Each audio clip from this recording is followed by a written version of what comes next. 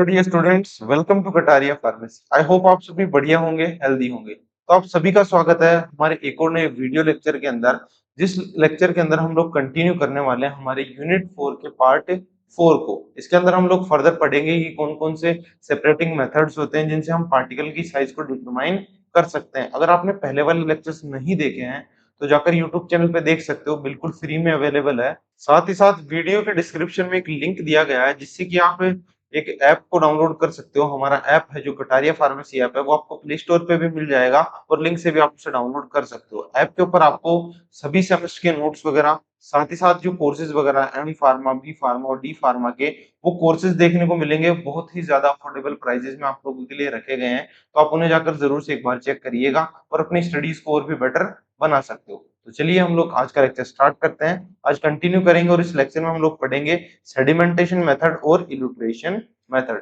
इन methods के through हम पता लगाएंगे कि किसी भी पार्टिकल की साइज को कैसे डिटरमाइन किया जाता है। चलिए देखते हैं। सबसे पहले आता है हमारा सेडिमेंटेशन मेथड। सेडिमेंटेशन मतलब क्या होता है? सेडिमेंट का मतलब होता है कि स्थिर होना।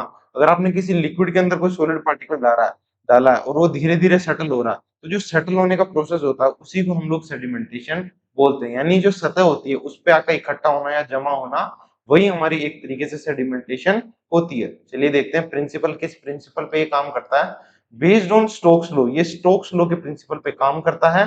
Particle settle in a liquid at a rate depending on their size. इसका मतलब क्या हो गया कि जो पार्टिकल की साइज रहेगी वही उसकी सेटलिंग रेट, यानी उसकी जो सेटलिंग वेलोसिटी होती है, वो किस रफ्तार से नीचे जमा होगा। हमारी जो बीकर है, मान लीजिए सतह में लिक्विड भरा हुआ है, तो इसके अंदर अगर कोई पार्टिकल प्रेजेंट है तो किस उसकी सेटलिंग वेलोसिटी किस पे डिपेंड करेगी? उसकी साइज पे। अगर पार्टिकल बड़ा है तो उसके ऊपर जी भी ज्यादा लगेगा, जो ग्रेविटेशन फोर्स होता है, तो वो जल्दी नीचे आ जाएगा। तो ये चीज क्या कहती है, स्टोक्स लॉ क्या कहता है कि किसी भी लिक्विड में पार्टिकल की सेटल होने की रेट किस पर डिपेंड करती है? उसकी साइज पे। यानी पार्टिकल की जैसी साइज रहेगी वैसी उसकी सेटल होने की वेलोसिटी रहेगी। चलिए आगे देखते हैं स्टोक्स लॉ क्या कहता है ना। ये फॉर्मूला हमारा स्टोक्स लॉ का, जिससे पता लग पाएगा कि सेडिमेंटेशन क्या होती है। V equals to 2r square rho p minus rho f g by 9n। चलिए देखते हैं इसके टर्म्स की एक्सप्लेनेशन कि इसके फॉर्मूले के अंदर कौन कौन सी चीज क्या होती है। V होती है हमारी सेटलिंग वेलोसिटी, यानी हमारी सेडिमेंटेशन जो वेलोसिटी होती है वो होती है हमारी V से हम उसे डिनोट करते हैं। R होती है हमारी पार्टिकल की रेडियस, जो 2r स्क्वायर है मतलब पार्टिकल की रेडियस का स्क्वायर। रो पी मतलब पार्टिकल की डेंसिटी और रो एफ मतलब फ्लूइड की डेंसिटी, है ना। जी हमारा ग्रेविटेशन एक्सेलरेशन होता है, जिसको कॉमनली 10 के रूप में हम लोग लेते हैं, 10 मान के ही फॉर्मूला सोल्व करते हैं। इसके बाद आगे देखेंगे एन होती है हमारी विस्कोसिटी। जो एन होती है वो होती है हमारी विस्कोसिटी। तो इस फॉर्मूले के अंदर आपको वैल्यूज पुट करनी है और आपको पता लग जाएगा कि सेटलिंग वेलोसिटी क्या है हर पार्टिकल की अलग अलग। ये फॉर्मूला काफी यूजफुल है, आप इसे डायरेक्ट भी याद रख सकते हो। चलिए आगे देखते हैं क्या प्रोसीजर है इसका। Powder is dispersed in a liquid. एक लिक्विड बीकर में पाउडर के ग्रेन्यूल्स डाले जाएंगे, फिर पार्टिकल्स को सेटल होने के लिए अलाउ किया जाएगा। उसके बाद क्या होगा, samples are taken at different time intervals. जो अलग अलग बीकर के अंदर अलग अलग साइज के पार्टिकल्स अलग अलग टाइम पे लिए जाएंगे और इनको टेस्ट किया जाएगा। Particle size is calculated using settling velocity. अब पार्टिकल की साइज कैसे कैलकुलेट करेंगे? सेम इंटरवल यानी सेम टाइम पे हमने रखा, अलग अलग साइज के पार्टिकल हमने रखे इन बीकर्स के अंदर, तो फिर क्या करेंगे, इसकी अब वेलोसिटी चेक करेंगे कि कितने टाइम पे ये नीचे जाके सेटल हो गया या नीचे जाके ग्राउंड पे एकदम एक्यूमुलेट हो गया, जमा हो गया। जिस तरीके का ये रहेगा, जितना टाइम इसको लगेगा, उससे हम लोग क्या करेंगे, फॉर्मूले को यूज करके पार्टिकल की साइज का पता लगा लेंगे। आई होप समझ में आया होगा। अब देखते हैं क्या रिजल्ट हमें इससे मिलता है। Particle size based on settling rate. Particle की साइज किस पर डिपेंड करेगी? सेटलिंग रेट पे। जितनी ज्यादा सेटलिंग रेट होगी उतने बड़े साइज का पार्टिकल होगा, है ना। वेट डिस्ट्रीब्यूशन, यानी वेट डिस्ट्रीब्यूशन का भी पता लग जाता है कि हमारे लिक्विड के अंदर पार्टिकल किस तरीके से डिस्ट्रीब्यूट होगा, उसके वेट का क्या बेसिस रहने वाला है, कैसे वो हमारे फ्लूइड की विस्कोसिटी को अफेक्ट होता है, उस विस्कोसिटी से अफेक्ट होता है। ये सारी चीजें वेट डिस्ट्रीब्यूशन में हमें पता लग जाती है। आई होप समझ में आया होगा, काफी इजी है। चलिए आगे देखते हैं। अब इसके एडवांटेजेस देखेंगे कि इस मेथड को यूज करने के क्या क्या एडवांटेजेस होते हैं। सुटेबल फॉर फाइन पार्टिकल, जो छोटे पार्टिकल्स होते हैं उनके लिए काफी बढ़िया रहता है, क्योंकि उनका डिस्पर्स आसानी से हो जाता है और सेटल होने में भी सही टाइम लगता है, जल्दी सेटल नहीं होते। मोर एक्यूरेट देन सीविंग, अगर हम सीविंग मेथड यूज करते हैं उससे ज्यादा एक्यूरेट ये मेथड होता है। आपको याद रखना है, सीविंग मेथड हमने लास्ट लेक्चर में पढ़ा था। अगर आपको कुछ समझ नहीं आता है तो एक बार लास्ट लेक्चर जरूर देख लीजिएगा। चलिए आगे देखते हैं। तो अभी देखेंगे इसके डिसएडवांटेजेस कि इस मेथड को यूज करने के क्या-क्या नुकसान हमें देखने को मिल सकते हैं। अज्यूम्स स्फेरिकल पार्टिकल्स, अज्यूम्स मतलब क्या होता है, हम यही मानते हैं कि ज्यादातर पार्टिकल्स क्या होते हैं, स्फेरिकल शेप के ही होते हैं, यही इसमें माना जाता है। तो ये एक इसका डिसएडवांटेज हो सकता है कि अगर इरेगुलर शेप का पार्टिकल आ गया तो उसके अंदर हमें दिक्कत देखने को मिल सकती है। आगे देखेंगे affected by temperature and viscosity, temperature और विस्कोसिटी पे भी इसका काफी इफेक्ट पड़ता है। क्यों? क्योंकि विस्कोसिटी अगर ज्यादा रहेगी तो पार्टिकल को सेटल होने में ज्यादा टाइम लगेगा, और अगर टेम्परेचर ज्यादा रहेगा, जैसे टेम्परेचर बढ़ता है तो विस्कोसिटी कम होती है और लिक्विड पतला हो जाता है। तो इस तरीके से क्या होगा कि टेम्परेचर और विस्कोसिटी इसको अफेक्ट कर देंगे, हमारी जो पार्टिकल की साइज होगी वो हमें सही पता नहीं लग पाएगी। तो आइडियल कंडीशंस के अंदर इसको पता लगाया जाता है, यानी सही टेम्परेचर और सही विस्कोसिटी वाले लिक्विड का यूज करके हम लोग ये फॉर्मूले को पता लगाते हैं। चलिए आगे देखेंगे। टाइम कंज्यूमिंग प्रोसेस है, यानी इसके अंदर बहुत ज्यादा टाइम लग जाता है पार्टिकल की साइज पता लगाने के लिए। तो ये सारी चीजें हैं, ये इसके डिसएडवांटेजेस हैं जो हमने इसके अंदर देखे हैं। चलिए अब इसकी साइज रेंज के बारे में बात कर लेते हैं कि किस साइज रेंज के पार्टिकल्स हमें इसके थ्रू पता लगा सकते हैं, है ना। 0.5 माइक्रोमीटर से लेकर 100 माइक्रोमीटर के जो पार्टिकल की साइज होती है उनको हम इससे थ्रू कैलकुलेट कर सकते हैं, यानी इस साइज के जो पार्टिकल्स होते हैं उनकी साइज का पता लगाना इस मेथड के थ्रू पॉसिबल होता है। आई होप समझ में आया होगा। चलिए आगे देखते हैं। अब है हमारा अगला मेथड, हमारा इल्यूट्राइएशन मेथड होता है, जिसके अंदर हम लोग बात करेंगे कि इस मेथड को यूज करके हम लोग कैसे पार्टिकल की साइज का पता लगा सकते हैं। चलिए देखेंगे किस प्रिंसिपल पे काम करता है। Particles are separated by upward flow of fluid, क्या होता है, अपवर्ड फ्लो ऑफ फ्लूइड होता है। जैसे मान लीजिए बीकर है, अब इसके अंदर क्या होगा कि यहाँ होल हो सकते हैं, कुछ भी हो सकता है, जो लिक्विड होगा उसका फ्लो अपवर्ड की तरफ करवाया जाएगा, क्योंकि पार्टिकल्स रख दिए जाएंगे और नीचे से लिक्विड को ऊपर की तरफ मूव करवाया जाएगा, जिससे क्या होगा जो छोटे पार्टिकल्स होंगे वो उनके ऊपर फोर्स लगेगा और वो पार्टिकल्स ऊपर की तरफ मूवमेंट करने लगेंगे और हेवी पार्टिकल्स नीचे रह जाएंगे।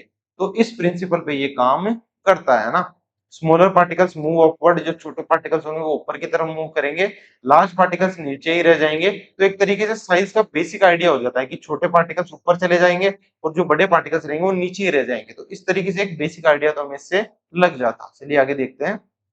अब देखेंगे इसके एडवांटेजेस, इस मेथड को यूज करने के क्या-क्या एडवांटेजेस हो सकते हैं ना। कंटीन्यूअस सेपरेशन होता है इसके अंदर, लगातार अगर आप फ्लो कंटिन्यू रखोगे तो लगातार आपको सेपरेशन देखने को मिलेगा, छोटे पार्टिकल लगातार ऊपर आते रहेंगे, है ना। इसके बाद देखते हैं यूजफुल फॉर फाइन पार्टिकल, छोटे पार्टिकल्स के लिए काफी ज्यादा यूजफुल होता है ना। इसके बाद देखेंगे डिसएडवांटेजेस इसके क्या-क्या होते हैं। एडवांटेजेस देख लिए, डिसएडवांटेजेस देखेंगे।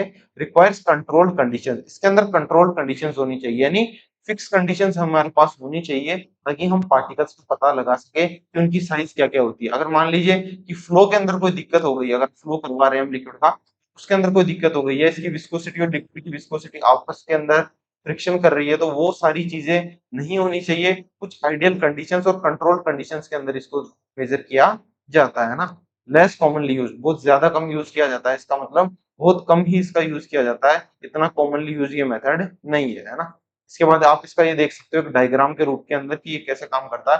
फ्लूइड की स्ट्रीम यहाँ होती है, जिस जो हमारा लिक्विड है यहाँ इसकी पाइप लगी हुई होती है, इससे फ्लूइड को यहाँ फ्लो करवाया जाएगा ऊपर की तरफ और इस चैम्बर के अंदर पार्टिकल्स डाल दिए जाएंगे। ये फीड जो स्ट्रीम है हमारी, इसमें से पार्टिकल्स इसमें लगातार डाले जाएंगे। जो लिक्विड रहेगा वो ऊपर की तरफ फ्लो करता रहेगा, जो हैवी पार्टिकल्स रहेंगे वो नीचे आके सेटल हो जाएंगे, देख रहे हो आप, ये नीचे आके जो दरदरे या मोटे थोड़े पार्टिकल्स है वो नीचे आके सेटल हो जाएंगे और फाइन पार्टिकल्स ऊपर की तरफ मूव करते रहेंगे। तो ये साइड के अंदर जो चैम्बर है इसके थ्रू ये बाहर निकल जाएंगे, है ना।